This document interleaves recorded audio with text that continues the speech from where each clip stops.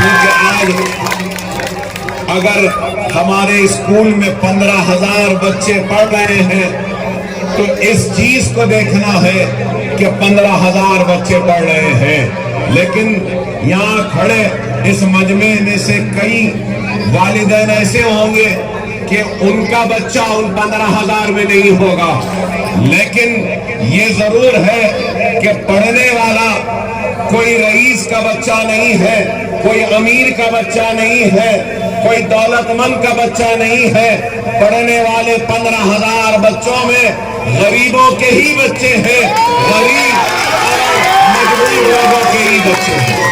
اس بات کو ہم کو دیکھنا ہوگا، اور ان 15,000 میں قریب 500 یتیم بچے ہیں، تو سوال یہ پیدا ہوتا ہے کہ دنیا میں کتنے ایسے لوگ ہیں جو 15,000 بچوں کو مفت تعلیم کا انتظام کرتے ہیں؟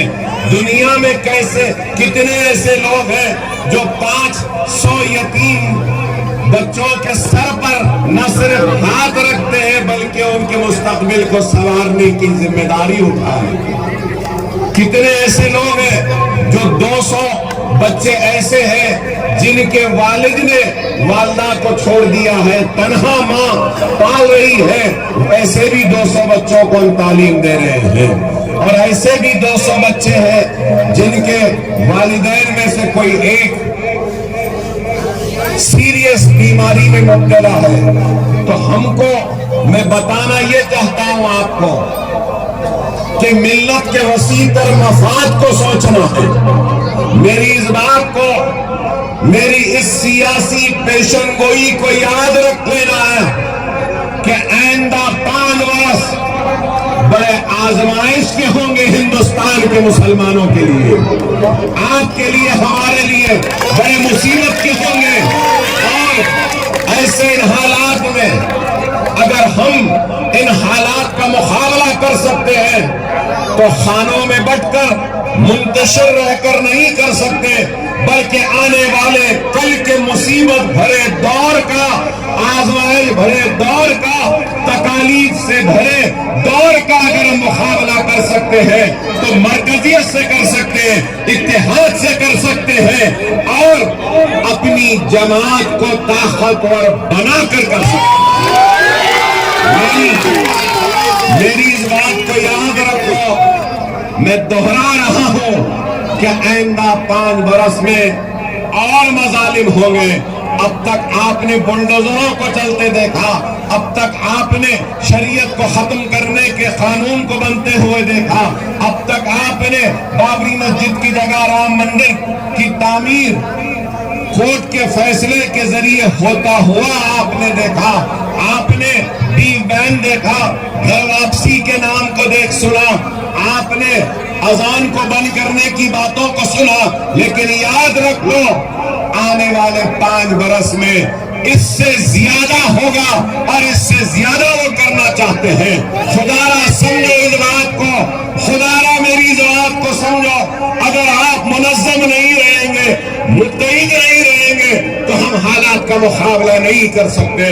اللہ کا شکر ادا کرو کہ اللہ کا بہت بڑا فضل ہے، کرم ہے، اور رسول اللہ کا صدقہ ہے، اولیاء اللہ کی دعائیں ہیں کہ حیدرآباد میں ہماری اپنی جماعت ہے، ہمارا اتحاد ہے۔ اگر ہماری جماعت نہ ہوتی، آپ کا اتحاد نہ ہوتا، آپ کی وابستگی نہ ہوتی، میرے لیے آپ کے دل میں محبت نہ ہوتی، اور آپ کے لیے میرے دل میں محبت نہ ہوتی، تو ہمارا حال بھی ویسا ہی ہوتا ہے جو ہندوستان کے دوسرے حصوں میں ہمارے کلمہ گو بھائیوں کا ہو رہا ہے۔ خدا را سمجھو، حالات نازک ہیں، منتشر رہنے کا وقت نہیں، متحد رہنے کا ہے۔ چھوٹے چھوٹے موٹے اختلافات کو دلوں سے نکالنے کا وقت ہے، فراموش کرنے کا ہے۔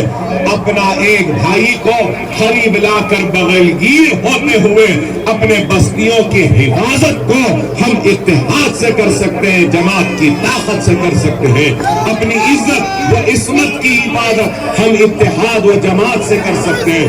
خدا را میرے ان باتوں کو سمجھو، ہم نے تو اپنی زندگی جی لی ہے، میں نے اپنی زندگی جی لی ہے، چاہے کامیابیاں ہوں، چاہے نام ہو، عزت ہو، شہرت ہو، لیکن مجھے فکر ہے تو آنے والی نسل کی فکر ہے کہ جس اطمینان سے ہم نے زندگی گزاری وہی اطمینان ہم کو ہماری آنے والی نسل کو بھی دینا ہے۔ یہ ہماری ذمہ داری ہے، اور یہ ذمہ داری کو ہم کیسے پورا کر سکتے ہیں؟ تو مرکز سیاسی سے، اتحاد سے اور اپنی جماعت سے۔ میری اس بات کو سمجھو، اگر ہم منظم نہیں رہیں گے، متحد نہیں رہیں گے، تو یاد رکھو اللہ غافلوں کی مدد نہیں کرتا، اللہ غافلوں کی مدد نہیں کرتا۔ اور اس چیز کو بھی یاد رکھو، اللہ رب العالمین ہے، رب المسلمین نہیں ہے، وہ سارے عالم کا رب ہے۔ تو خدا را اس بات کو سمجھو، اللہ اس قوم کے حالات کو نہیں بدلتا جس قوم کو خود کے حالات کو بدلنے کی فکر نہیں ہوتی۔ اگر آج ہم اپنی فکر نہیں کریں گے تو اللہ ہماری فکر نہیں کرے گا۔ اللہ اسی کی مدد کرتا ہے جو خود اپنی مدد کرنے کی نیت سے نکلتا ہے۔ تو میرے اس بات کو سمجھو، منظم رہو، متحد رہو، لوگ آتے رہیں گے، جاتے رہیں گے، لیکن اتحاد کو قائم و دائم رکھو۔ کام بہت ہوئے ہیں، اور بھی ہونا ہے۔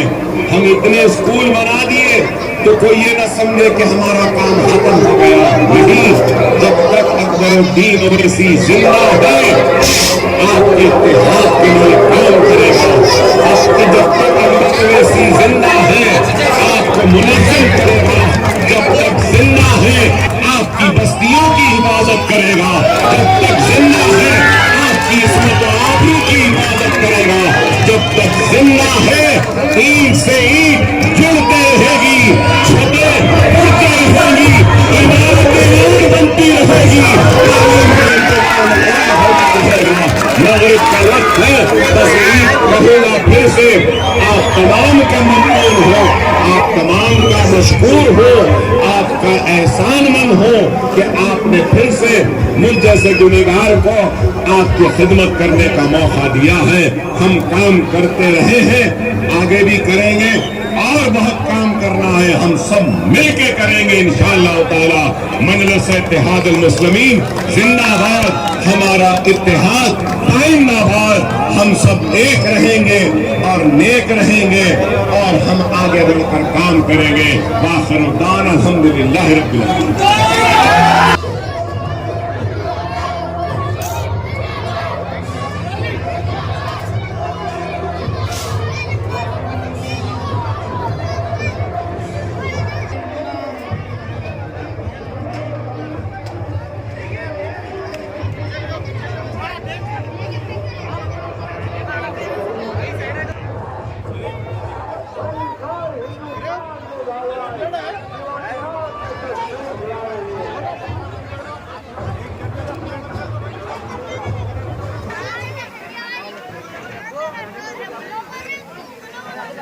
آج تمہاری گھر میں ہے۔